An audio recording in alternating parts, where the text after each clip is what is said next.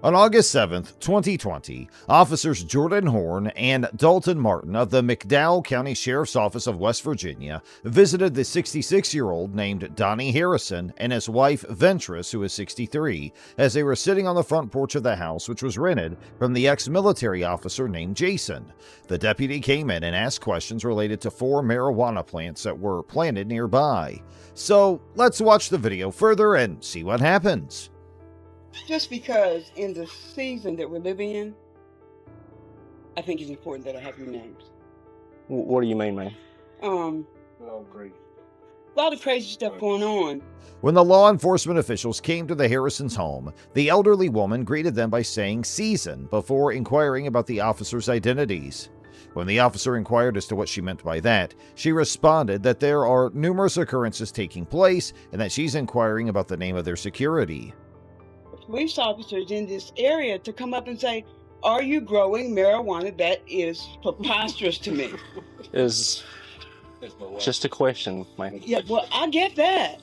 She gives off the impression of being irritated as she asserts that the officers from the surrounding area came and questioned them if they were growing marijuana there, which the speaker finds to be a ridiculous request. And so then my only question, use your names, just so it's okay in my own heart and mind. And when I say the season we're living in, you know the season we're living in. Y'all concerned about something over here at this house? In order to defend himself, the officer claims that it is only a question, to which the lady responds in an unprompted manner that she understands and she's merely requesting the officer's name for her own mental and emotional well-being. This house? No, that house. Yes. What's the problem? Who lives there? Mr. Ferguson? He's probably there now. He's 79. Okay. Jason, the owner of the residence, interjects himself into the conversation and inquires of the police about whether or not they check the other house, where the police will inquire about the person who resides there by asking for their name. All right. What's your name, sir? Jason Tart. Jason Tart. Tart. And what do you mean by the season we're living in, ma'am? Sir. What do you need? You got any questions for me? No, I'll collect some information from you in a minute, your name and date of birth and such. The lady responds to the person who's living in that house. What do you need my information for? You own these 2 homes, correct? What Okay, these 2 homes got to do with that? These 2 homes is near that marijuana grow, so I'd just like to have your name. You know how many people go through here? I understand. That's not going to... The officer then asks the name of the individual standing beside the lady, where Jason introduces himself and asks the lady what does she mean by the term season, in which the owner of the house jumps in and says what the officer requires. Do you one bit of good? Okay. Well, sir, I'm going to need your name and date of birth, and I have that. I feel comfortable giving you my name Where the officer replies by stating he is just collecting information. and date of birth. Okay, well, this is a criminal investigation. You own these 2 homes, so by law, you do have to give me your name and date of birth, sir. If he gives you a reason, yes, you do. Reason for what? Because of the marijuana grow. It's not on my property. Okay, well, again, I have reason to believe that. Jason asks why is he collecting information, to which the officer replies that he owns the property and his property is nearby where the marijuana was grown. Jason responds that it's not on his property.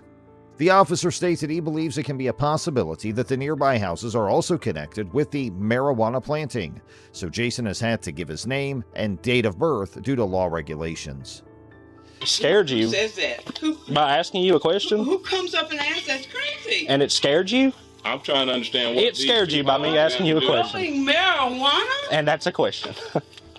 To say somebody scared you because they asked you a question is ridiculous. That's preposterous. Go ahead and give me your name, sir. Wait. First name. It's ridiculous to you, sir. Yes, ma'am. But it's not ridiculous. Your over first here. name. I'm not giving you my information. Sir, if you refuse to give me your information, I'm going to arrest you. That's fine. My property has nothing to do with any marijuana whatsoever. You're going to arrest me if I don't give you my name and date of birth. It's obstructing an officer. Jason Tart initially refused to give his name and date of birth when the deputies requested it. He argued that the alleged marijuana plants were not on his property and therefore he did not need to provide his information. However, the deputies insisted that he was required by law to provide his name and date of birth due to the proximity of his properties to the alleged marijuana plants. No, I'm hindering you from This doing your is job. really going out off the Yeah, deep this is end. how you guys. This is bad. This is 112 control. this is how you operate. This is a wrap. I'm hindering you from doing your That's job. why I needed their Y'all need to go inside. Again, you two go inside. Go inside. I'm afraid. Go now, inside. I'll tell you the truth. Go inside. On my own porch? No, go inside as of right now. Tell me why. Go inside. What are you doing, Step off man? the porch. Step off the porch. I'll step off. Go inside. What are you doing? This is unnecessary for Sir, you to be go doing inside. This. He's standing on his own porch. Go inside. During the interaction, when Mr. Harrison began filming the encounter between the deputies and Mr. Tart, Deputy Martin forcefully pushed the Harrisons into their home. He specifically pushed Mr. Harrison into the doorway and closed the door behind him, effectively preventing him from continuing to record the incident. Come on. Look, Walk. man, don't Walk. listen. Stop. You don't have to listen, You're man. being recorded. Listen. This Just is walk. listen. Walk. Listen. Back. I can walk. Towards I the can car. walk Okay, without well, you walk. putting your damn hands on Walk me. You to the understand? vehicle. I have not broken the law. The officers forcefully started putting handcuffs on Jason. He tried to stop the cop and told them he can walk wherever they want him to, but don't put the handcuffs on, stating that he didn't break any law to be handcuffed. Walk to the At vehicle. all. Well, walk to the vehicle, Don't sir. put You're your being damn recorded. hands on me. I give Sir. you no reason to touch me. I'm going to arrest you then. Place your hands behind your back. Uncalled for. Place your hands behind your back. Put your hand behind Place your hands behind your back. Listen. Just relax, okay? Listen. You Relax. Place your hands behind your back. Please place your hands behind your back. My hand is behind my. Place your It hands only behind- takes one of you. Place your hands. Look, let him do it. The officers then directed Jason to walk towards their vehicle. Still, the argument was going on, and Jason stated that it was all uncalled for. The police officer put the handcuffs on Jason at that point, and told the other officer to leave his hand and let the other officer put on the cuffs.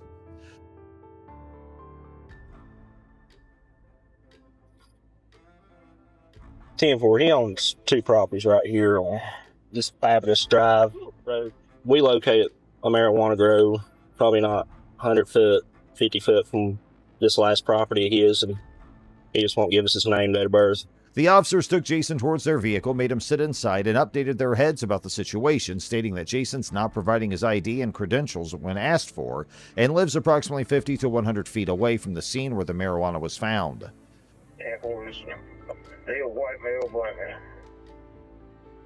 Black male. The person on the other end asked about Jason's appearance, and when heard that he was a black man, the officer put marijuana inside the car's back as a piece of evidence, due to which Mr. Jason was charged with obstruction of the law officer, but the case was allegedly dismissed as the prosecutor on October 2020, as Officer Martin failed to appear in front of the court. The statement highlights that despite the potential challenges posed by qualified immunity, it acknowledges that the deputies did not behave in a professional, calm, and polite manner throughout the encounter. It recognizes the efforts made by Mr. Jason and the Harrisons to exercise their constitutional rights and take appropriate legal action following the incident. The statement commends their courage in initiating a lawsuit after their rights were infringed upon. It expresses curiosity about the outcome of the legal issues involved and how they will be resolved in the future.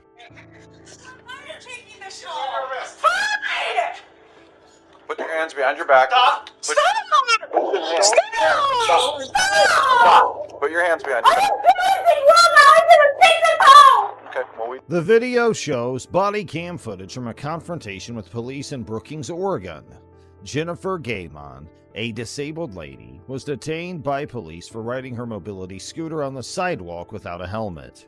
Jennifer, however, was well within her rights to use the sidewalk for her scooter because she is a disabled citizen. The cops, alas, had a different take on the situation. Okay, well, I'm trying to get my camera on real quick. Okay, so let you know, conversation being recorded. Are you able to turn that music down a little bit just so we can talk better? Okay. I just want to go home. It's freezing. It is Yo, cold. why are you stopping me then? I've been Okay, riding this thing I'm for gonna- over I'm- 2 years I'm now. gonna explain it to you in a second. We're stopping you because you're on a sidewalk with it. Yeah, you rode because through it a is crosswalk. it's a legal thing on the sidewalk. Look it up. It's a mobile scooter. It's a fucking mobile scooter. Okay. It's an electronic scooter. Yeah, it's a mobile scooter. Okay, do you understand what that means? It's my mobile scooter. It's how I get around. I don't have a car. Quickly, Jennifer called the police and explained that she was a pedestrian because of her scooter. The uninformed officers, however, continued to approach even after she explained the situation. Officers kept calling it an electronic scooter, most likely so they could write her a ticket. Yeah, it's like IRA. Yes. Is there a He reason goes you're on. yelling? Yeah, because I'm getting pissed off. Why are you getting? Because I want to go home. You guys are pulling me over for no reason. We're on It's like lawful traffic Iris. It's like Iris. You know Ira, the blue guy with the guy who's riding there? It's exactly like his, except it's got 2 seats. stop. That's all it is. It's an electronic Why? shooter. Exactly. Do you deny that it's an electronic shooter? It's not an electronic shooter, and I can ride it on a Is sidewalk. it gas powered? No, it's not gas. Okay. I So gotta it's go. electronic. I'm cold. You guys are cold. You're not free to leave. Yeah, I am. No, you're No, you're not. not. Yeah, I am, because you legally cannot stop me. You're lawfully detained right now. You are For what? literally on a lawful For traffic what? stop. You see those red and blue lights? For what, though? Are you going to Give let me- him explain it? Yeah, because you don't have a reason to. You guys are legally, you're taking my disability act and you're throwing it in the garbage. I have no This is idea my what you're talking disability scooter. This is how I get around, and you know that. You've seen me many times around this town riding it. about. Okay, are you going to let him explain to you why you're actually on a lawful traffic stop? Okay, so we stopped you because it was actually looked up before, okay? You can't ride this in a crosswalk and on the sidewalk. Are you kidding me? So the mobile scooters that ride around here, all these old people can't ride them on the sidewalk? Nope, not according to the Oregon Department of Transportation. I'll look it up for you, just so you can know that I'm not messing with you, and he's not messing Okay, so I'll let everybody know that you guys have bad laws in this town, and that people It's that have Oregon. disabilities. It's an Oregon No, you know Department what? of That's disabilities. Okay? These people ride these scooters for disability. You want them riding on the streets so they get hit by a car? You kidding me? I don't make the rules. Yeah, well. Grab some information. Jennifer was lawfully arrested, and police asked her to see her identification before releasing her. Jennifer was at first hesitant to give her ID, but in the end she did so to speed things up. Several tickets, mostly for driving offenses, were written for Jennifer by the police over the course of around 15 minutes.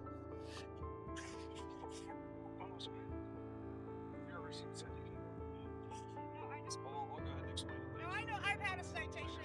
Thank you. No, I don't need your job. You're not doing your job. You're not going to be protected because listen, those people I'm trying to issue a citation right now, but you're Okay, come on, hurry up. which is actually causing me to pay more attention and address Hurry up. your aggressiveness, which is kind of preventing me from doing my job.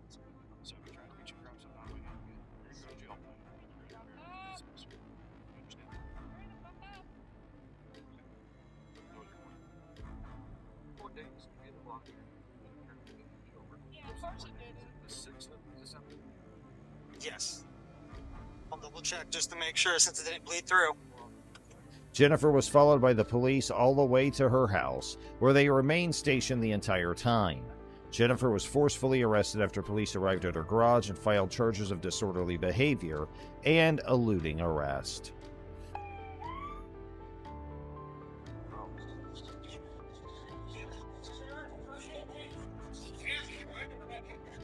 Why are you taking this long? Put your hands behind your back. Stop! Stop! Stop! Put your hands behind I your back. didn't do anything wrong. I was gonna take this home. Okay, well, we disagree on that. You're under arrest. You're happy, huh, that I'm getting arrested, aren't you? He wasn't even there.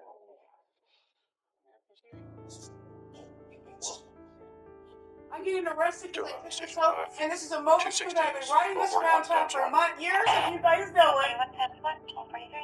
Jennifer was shockingly found guilty on the felony counts and given a 5-day jail term and an 18-month probation period at first.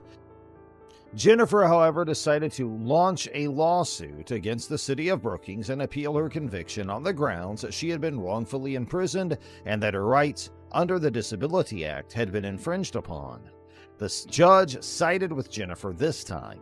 Her conviction was overturned, and she received a $500,000 payout from the city of Brookings.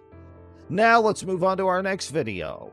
In this video, an unidentified neighbor calls the police to report a domestic disturbance, and the officer's response is caught on camera. The caller said that their 87-year-old mother is being verbally abused, so the police were sent to the scene.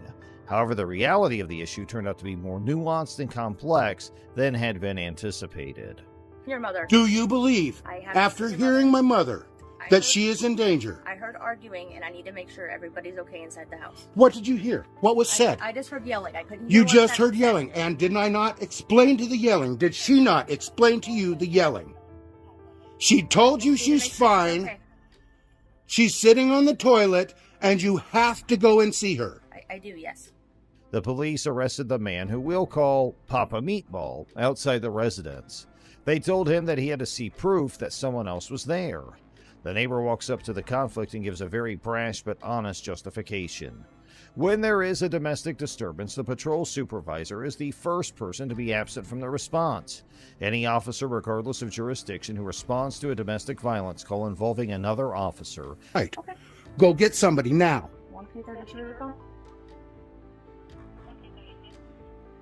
Can you start a check on the female?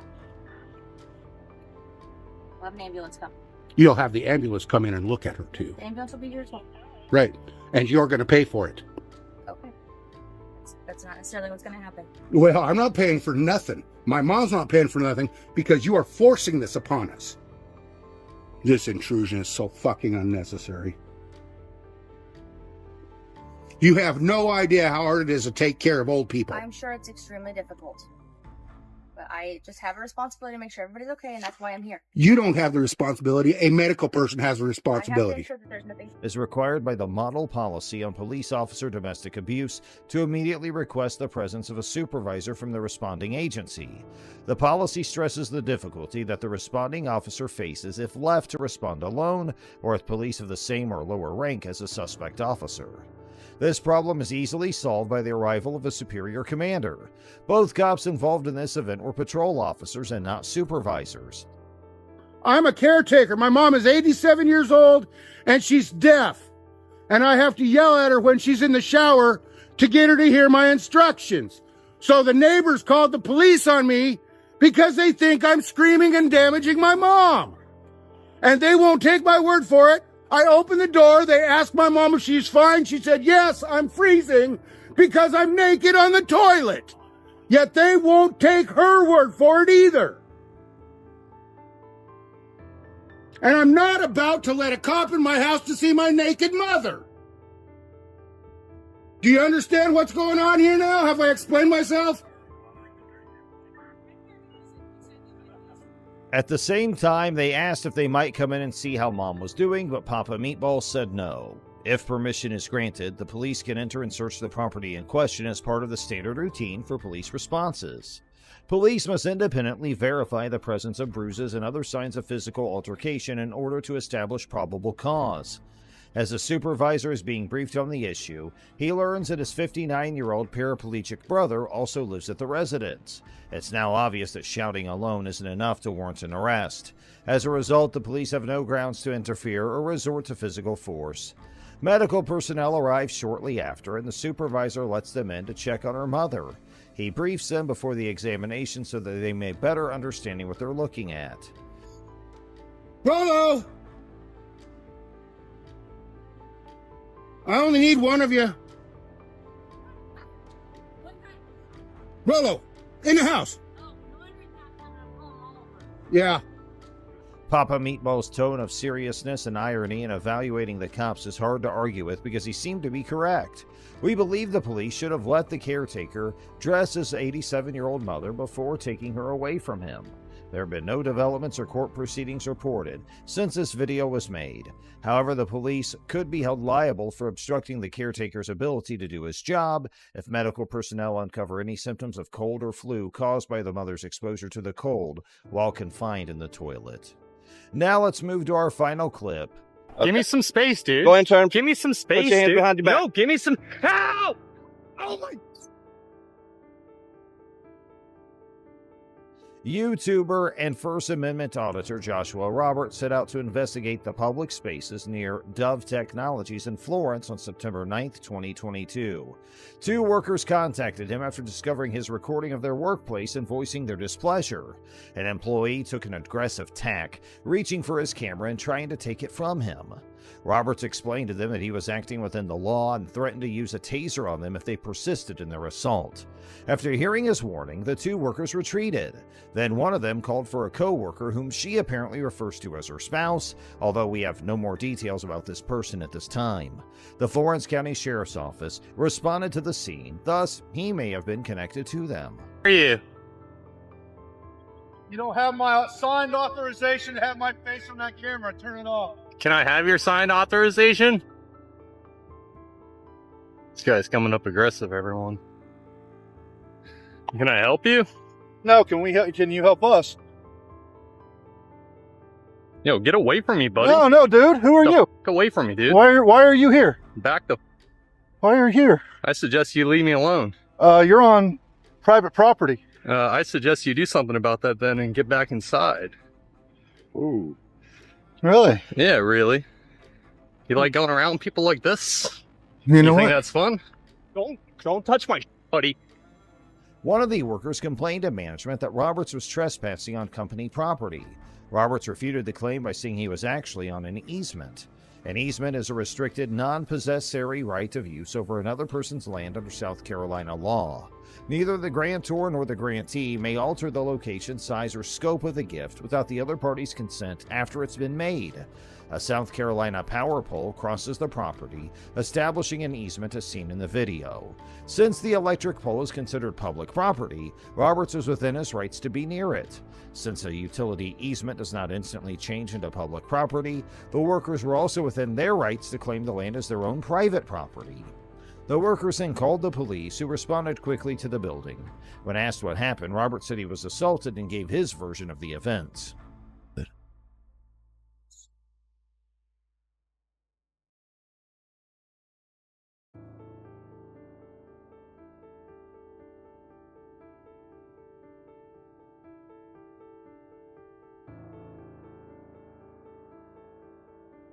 What's going on, bud? Come in, man. Oh, nothing. Just getting assaulted out here. That's about it. Get assaulted. Yeah, by one of their workers. What happened? I was just out here taking some pictures, and one of the guys came out here saying he didn't want to be filmed, and he ran up to me, started circling me, grabbed my camera, started pushing up on me. A third-degree assault and battery is defined in Section 16-3600, subsection E1 of the South Carolina Code of Laws as any unlawful effort to injure another person with the current ability to do so. Willfully and deliberately destroying any type or class of personal property or another person's goods and channels is also prohibited by Section 16-11-510. Possible violations of these two laws included the employee's hostile attitude, and one of them attempting to take Robert's camera, potentially with the purpose to destroy it. At some point, one of the officers started talking to the workers while the other kept talking to Roberts. It's important to point out that Roberts acted in a provocative manner the entire time they spoke. The presence of First Amendment auditors and their predisposition to be provocative has long been acknowledged by the Municipal Association of South Carolina. Therefore, authorities and officers inside the state have been given instructions on how to deal with contacts with them. The first three cops tried to handle the situation professionally, despite Roberts' provocative behavior.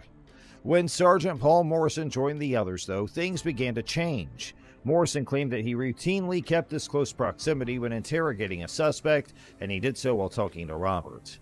Morrison tackled Roberts to the ground and tried to damage his camera by stomping on it without giving him any advance warning that he might be arrested.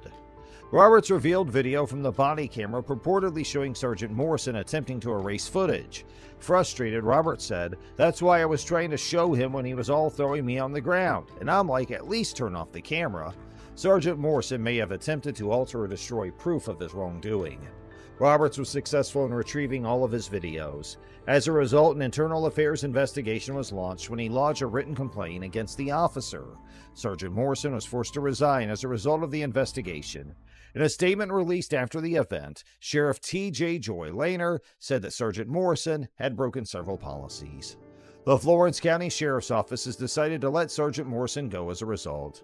The First Amendment rights of residents and tourists of Florence County were underlined by Sheriff Lehner. The 12th Century Solicitor's Office is now in charge of the case.